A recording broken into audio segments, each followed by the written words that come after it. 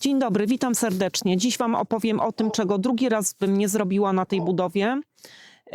Samą budowę domu parterowego jak najbardziej bym powtórzyła. Biorąc pod uwagę metraż, też jest wszystko ok. Odnoszę naszą budowę do lokalizacji koło Krakowa. Będziecie mieli linki do innych odcinków, w których podawałam dokładne koszty, z jakimi musieliśmy się tutaj zmierzyć. Natomiast teraz przejdę do samych szczegółów, co było największą bolączką i przyczyną tego, że koszty zostały wystrzelone wręcz w kosmos.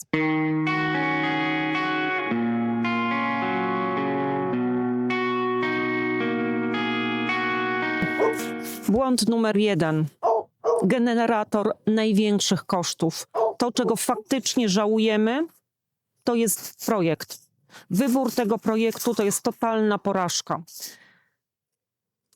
Natomiast nie był to błąd, który można by było zaliczyć, że po prostu wynikał tylko i wyłącznie z tego, że kompletnie nie mieliśmy pojęcia, o co chodzi. Wybór tego projektu była to świadoma decyzja, która wymagała czasu, ponieważ przeszukiwałam gotowe projekty. Wydawało mi się, że jak wybiorę gotowy projekt z dużej firmy, to nie trzeba będzie robić żadnej adaptacji, to będą po prostu gotowe rzeczy do złożenia dokumentacji w sprawie pozwolenia na budowę. Natomiast dlaczego padło dokładnie na ten projekt? To był jedyny projekt na tamte czasy, kilka lat temu, który spełniał nasze oczekiwania, a tym głównym oczekiwaniem, nie tyle moim, co Michała, było to, żeby salon miał przynajmniej 30 metrów. Chcieliśmy mieć parterówkę, to na pewno. Podoba nam się dach dwuspadowy. On akurat generuje niby najmniejsze koszty, ale odsyłam właśnie do wcześniejszych odcinków, dlaczego mówię tutaj generalnie niby. I wybór właśnie tego projektu wiązał się z dużym salonem. I okazało się, że szukając projektów, które miałyby mniejszą powierzchnię domu, bo nie ukrywam, że myśleliśmy, żeby się zamknąć w 80 metrach, tak plus minus 10 metrów, to szukając właśnie projektu z dużym salonem, przy takim metrażu 70, 80, nawet do 110 metrów, niestety salony były znacznie mniejsze.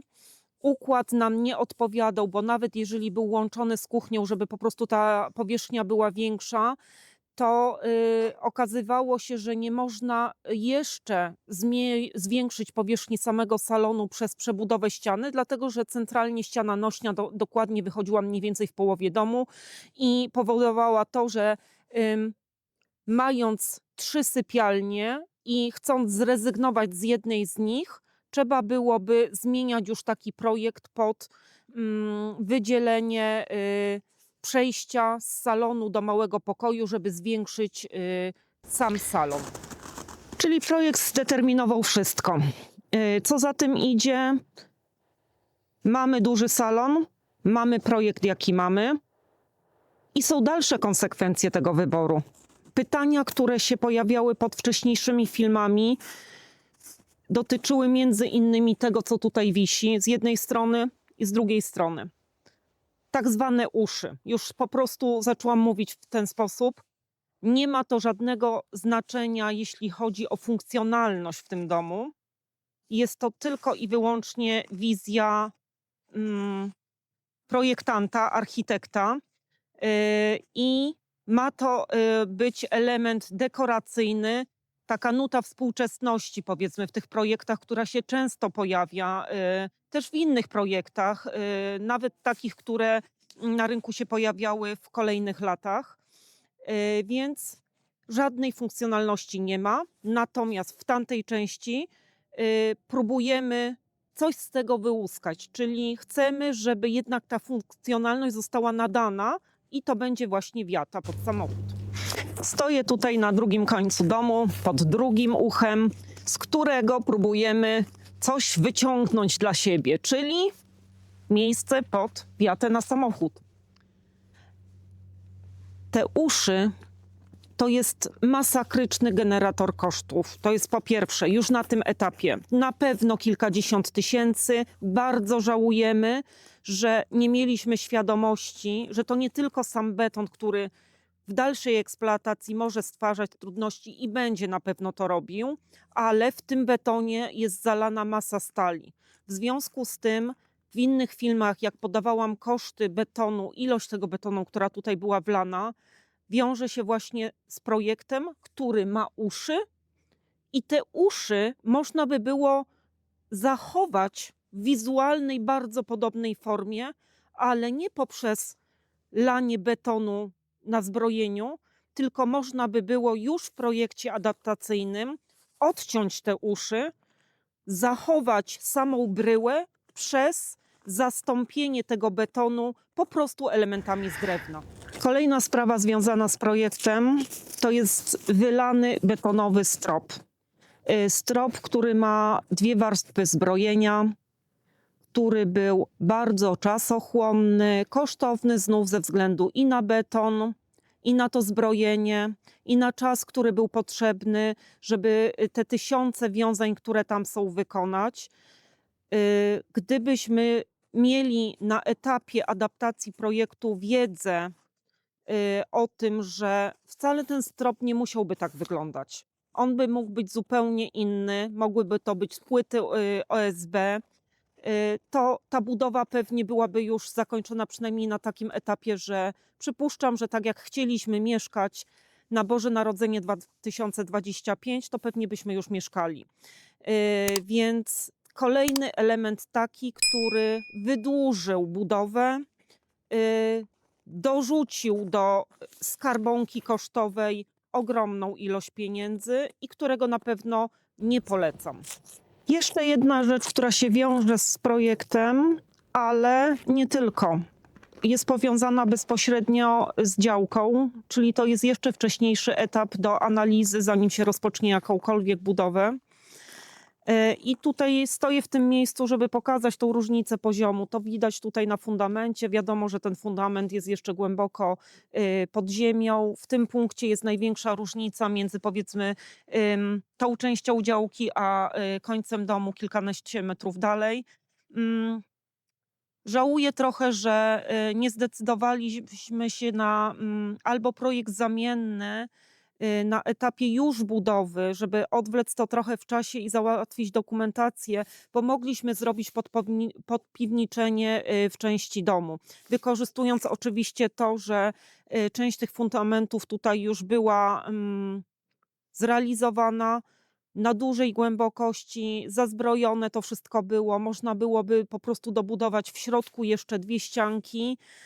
To naprawdę koszty pewnie przy całej tej inwestycji nie byłyby już takie znaczące i można byłoby wykorzystać po prostu ten projekt, tą lokalizację do tego, żeby takie podpiwniczenie się pojawiło. Tego żałuję. Następny błąd, który mogę rozpatrywać w 2 kategoriach. I chyba go traktuję w sumie z jednej strony jako mój błąd przy podjęciu decyzji, przy adaptacji tego projektu. Natomiast na drugiej szali mogę postawić brak zdecydowania. Sama nie wiem, czego chcę. Kwestia jest poddasza. Przy adaptacji padło pytanie o dodatkowe wejście na strych. Nie miałam wyobrażenia, jak ten strych wygląda. Ja w poprzednich odcinkach pokazywałam wam, jaki tam jest ogromny potencjał.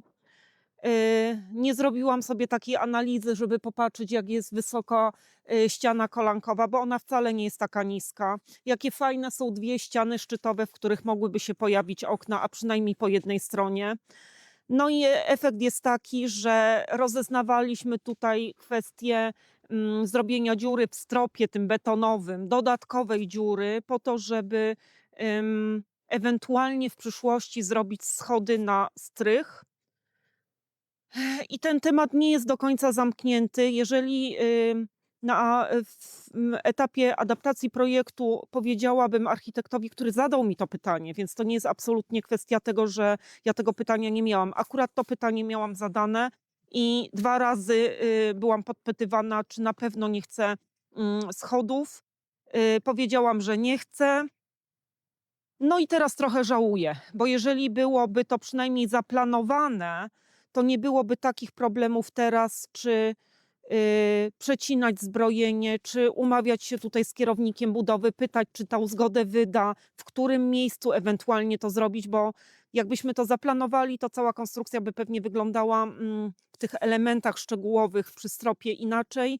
Byłoby to miejsce przewidziane od razu, nic nie trzeba byłoby ciąć, byłoby wszystko tak przygotowane, żeby ewentualnie w przyszłości to poddasze zagospodarować. I to jest faktycznie mój błąd, biorę to na klatę. I mam dodatkowo jeszcze teraz do siebie pretensje takie, że nie umie się na 100% zdecydować, czy jednak upierać się i iść w opcję robienia tej dziury, kiedy jeszcze nie ma wylewek, bo jeszcze tynki nam nie zdeterminują tego, żeby zmienić decyzję ewentualnie. Natomiast no, nie mam takiej 100% pewności i nie cierpię takich sytuacji, bo z zasady jestem osobą, która bardzo szybko podejmuje decyzje, natomiast tutaj no cały czas jeszcze coś jest nie tak. Nie mogę się zdecydować, po prostu. Przedostatni punkt, o którym chciałam dziś powiedzieć, to jest kwestia wyboru działki. I dlatego się pojawia na tej liście, ponieważ w komentarzach też była nieraz albo pytania, albo po prostu właśnie takie sugestie, że wiąże się ta budowa z dużymi kosztami, bo źle wybraliśmy działkę, bo niby kupiliśmy ją stosunkowo tanio, natomiast trzeba się liczyć z tym, że ta działka musi być przygotowana i stąd się wygenerowały dodatkowe koszty, biorąc pod uwagę to, że działka pierwsza, podstawowa z tyłu, na której stoi dom, 2 razy była równana przed samą budową. Trzeci raz to oczywiście był wywóz wierzchniej warstwy ziemi, humusu.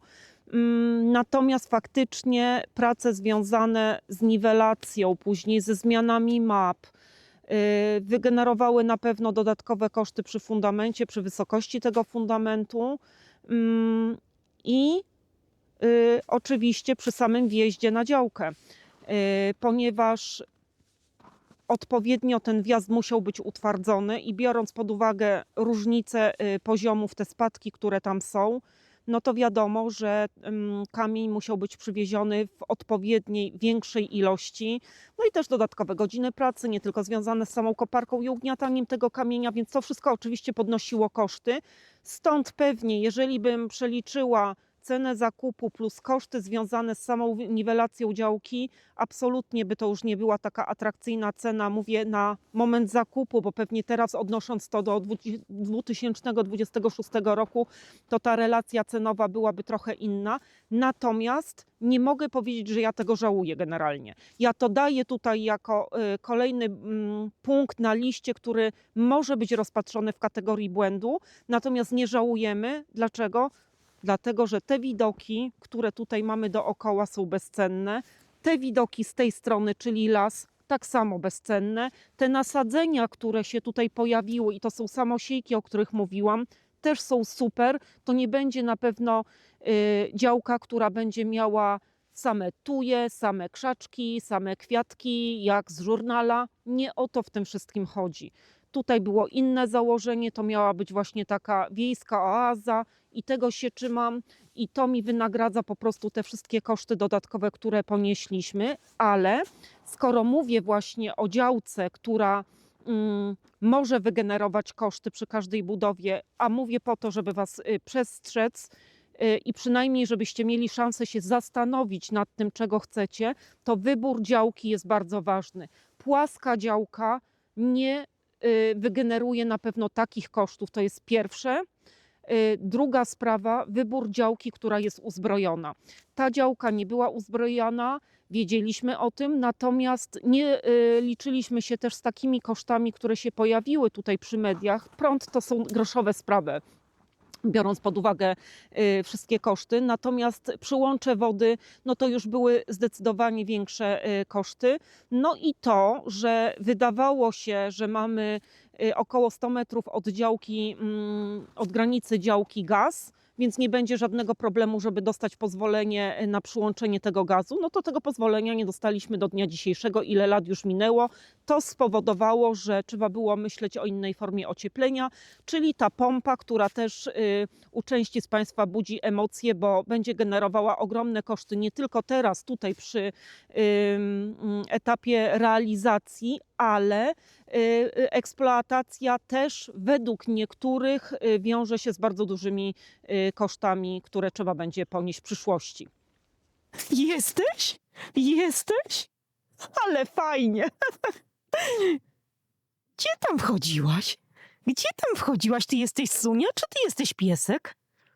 No, No i ostatni element w dzisiejszym filmie to jest kwestia ogrodzenia. Wiadomo, że każda budowa powinna być ogrodzona, nie wszystkie są.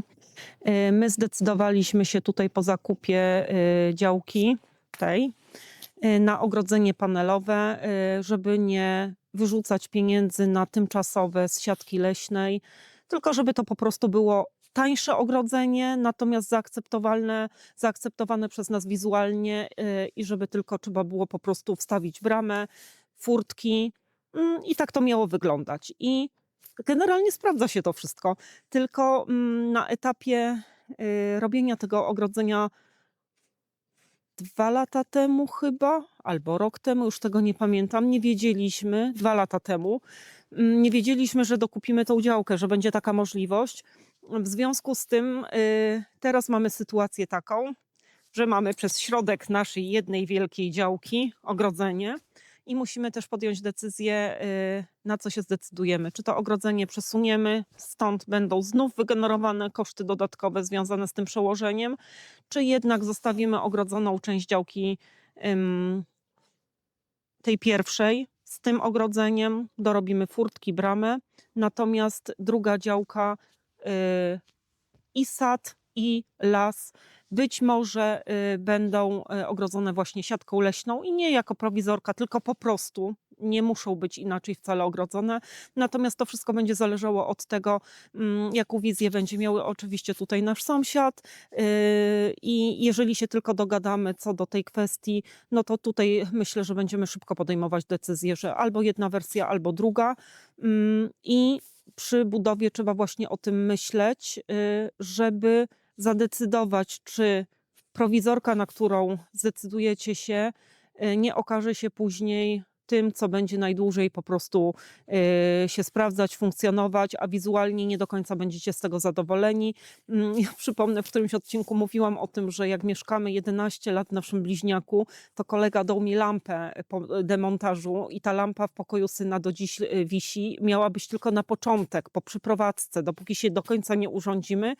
No i wisi dalej i wcale mi nie przeszkadza, przyzwyczailiśmy się, więc tylko to bierzcie pod uwagę, żeby nie było właśnie takiej sytuacji, że później już zostaniecie z czymś, co wam się do końca nie będzie podobało, natomiast nie będzie się wam chciało tego zmieniać, więc z czasem lepiej zrobić coś docelowego i nie myśleć po prostu o tym, że przedłuża się w czasie cała inwestycja związana z budową domu, bo budowa domu to nie tylko sam dom, bryła, ale całe otoczenie, które jeszcze przed nami. Tyle na dziś. Serdecznie dziękuję za wszystkie komentarze.